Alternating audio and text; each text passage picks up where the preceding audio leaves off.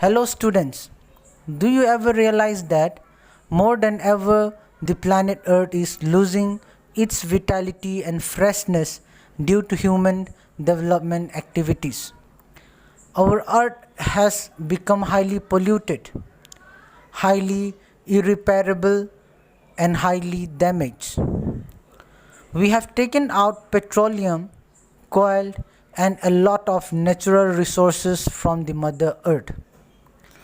We have removed more than half of world's vegetation and emitted large quantity of carbon dioxide and a lot of other chemicals.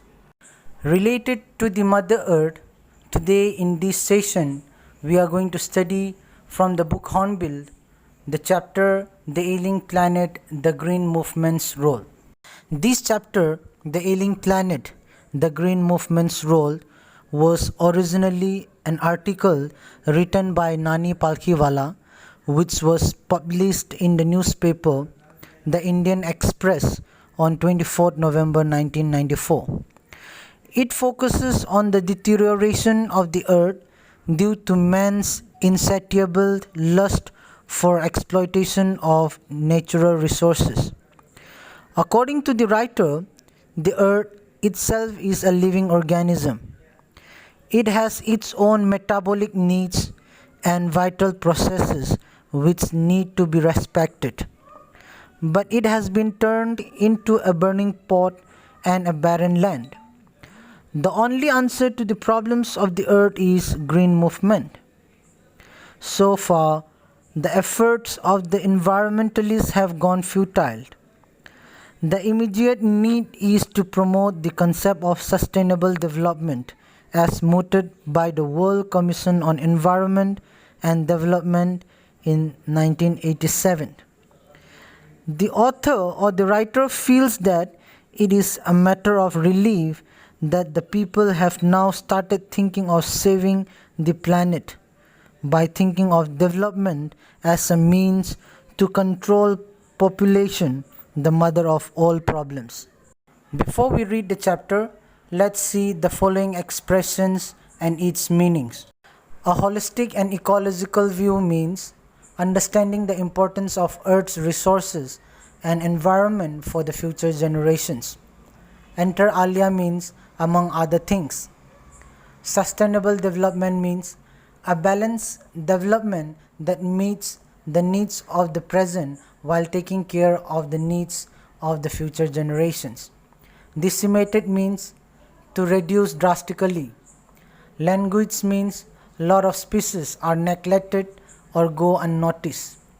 Catastrophic depletion means a disastrous and harmful reduction in the number of something.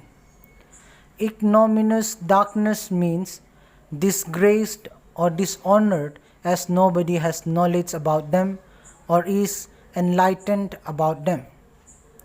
Transcending concern, a concern that is beyond boundaries. The chapter The Ailing Planet, the Green Movement's Role, as I told you, was an article published in the newspaper The Indian Express on November 24, 1994, written by Nani Palkhiwala. He wrote about the declining health condition of the earth. As per the writer, he says that the green movement, which was started nearly 25 years ago from 1994, spread so quickly in world history. The world's first nationwide Green Party was founded in New Zealand in 1972. The writer says that from some time our views have shifted from seeing the Mother Earth and its resources as irreversible to complete opposite. We now understand that our resources need to converse for future generations. Copernicus taught mankind how the earth and other planets revolve around the sun, and it was a complete change which evolved human perception. Now the earth is seen as a living organism of which we are an integral part of it. The earth has its own metabolism and vital needs which humans should respect and preserve. The earth is now like a patient whose health is declining. We as human beings are now realizing our duty to be good managers of the planet and to be a responsible trustees to conserve the environment so that we can pass a legacy to the future generations. The author also says that sustainable development was popularized in the year 1987 by the World Commission on Environment and Development. In the reports, sustainable development is termed as a type of development that meets the needs of the present generation without wasting or compromising with natural resources so that future generations can meet their needs as well. Here, the writer brings us an example saying that in a case in a zoo in Lusaka, Zambia, there reads a notice, the world's most dangerous animal, and inside the case is a mirror that depicted that humans are the world's most dangerous animals. With the efforts of new agencies in the world, now humans are seen as the most dangerous animals. They have realized the importance of shifting to a new system based on partnership. Humans share the earth with about 1.4 million living species according to the classifications of scientists.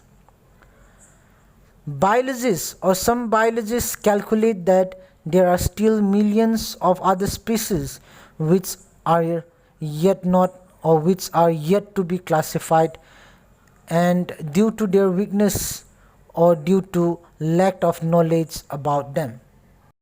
Now the author says that Brad Commission was one of the early international commissions who dealt with questions of ecology and environment.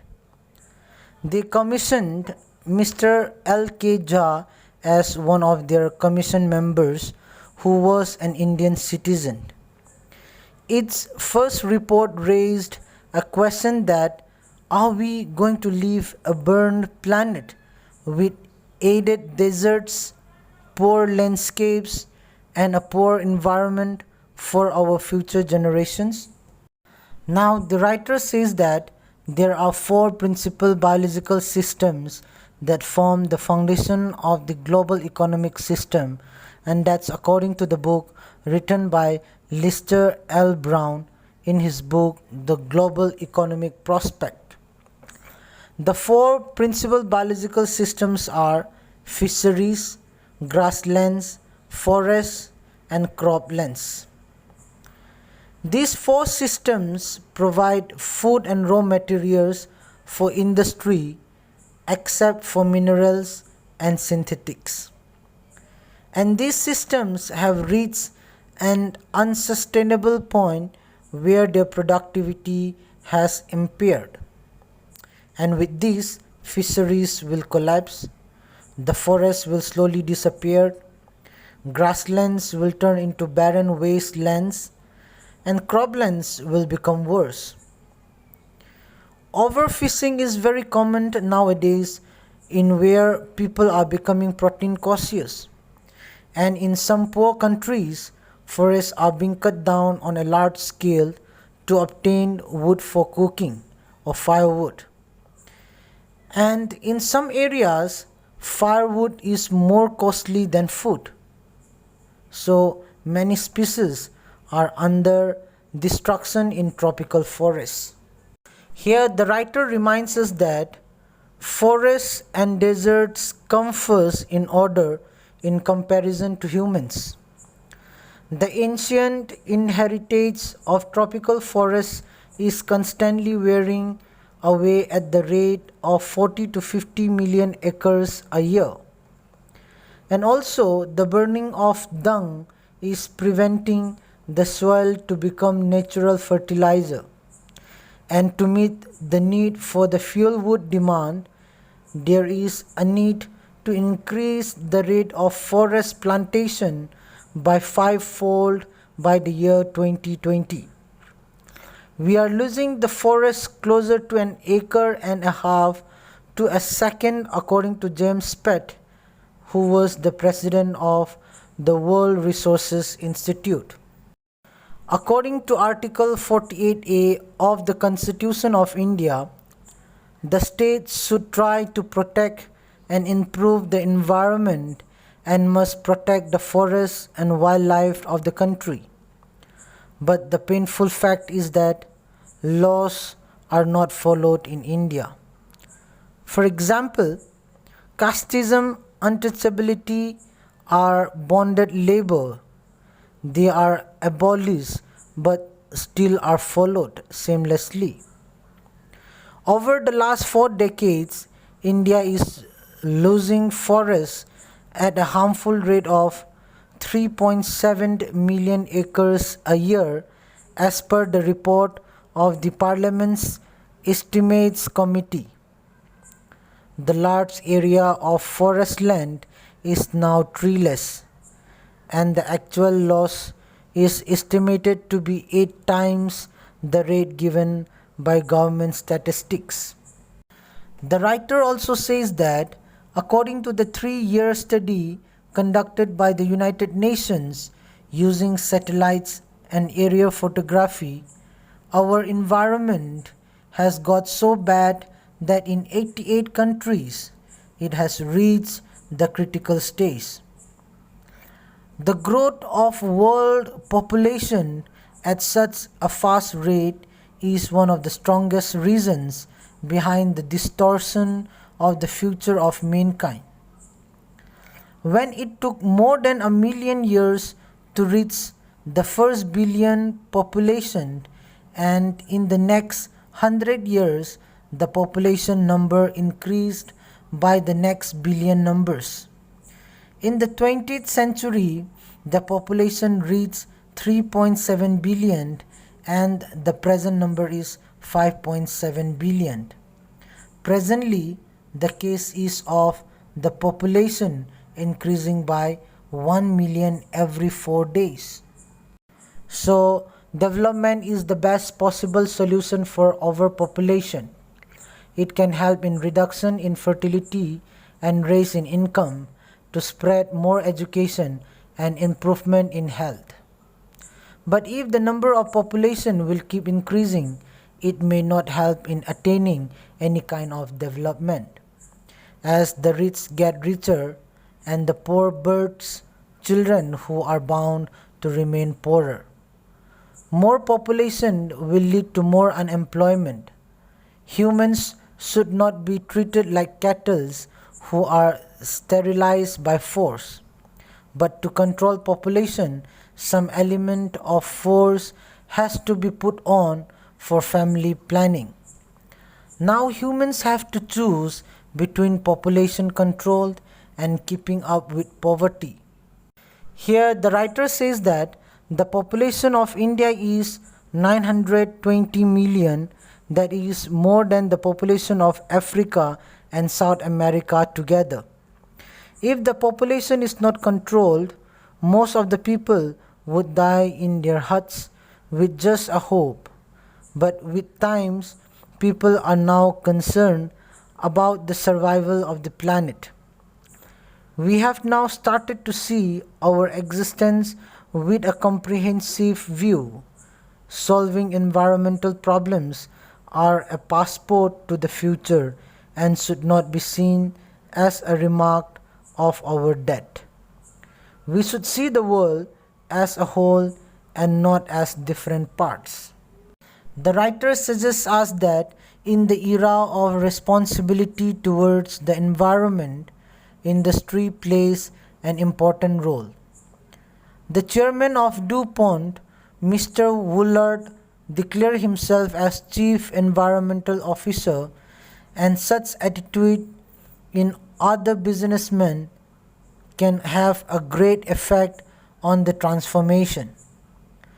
When Margaret Thatcher was the Prime Minister, her one statement, which was so well chosen, she said that no human on this earth holds a permanent tenure. We all have life possession and a full repairing lease. And according to Mr. Lister Brown, we have borrowed the earth from our children. And we don't inherited this earth from our forefathers. So dear students, we learned that the green movement has a great significance in today's world. The earth has been rendered an ailing planet. All the principal biological systems are suffering from catastrophic depletion. Man in his greed has recklessly used all these precious sources. Green movement has made human beings aware of the fact that the earth is a living organism. It has its own metabolic needs. So man must recognize the fact that he has not to deprive the future generations of the gift of nature. So dear students, that's all for today's class. Hope you understood the lesson, The Ailing Planet, the Green Movement's Role, written by Nani Palkhiwala. Thank you.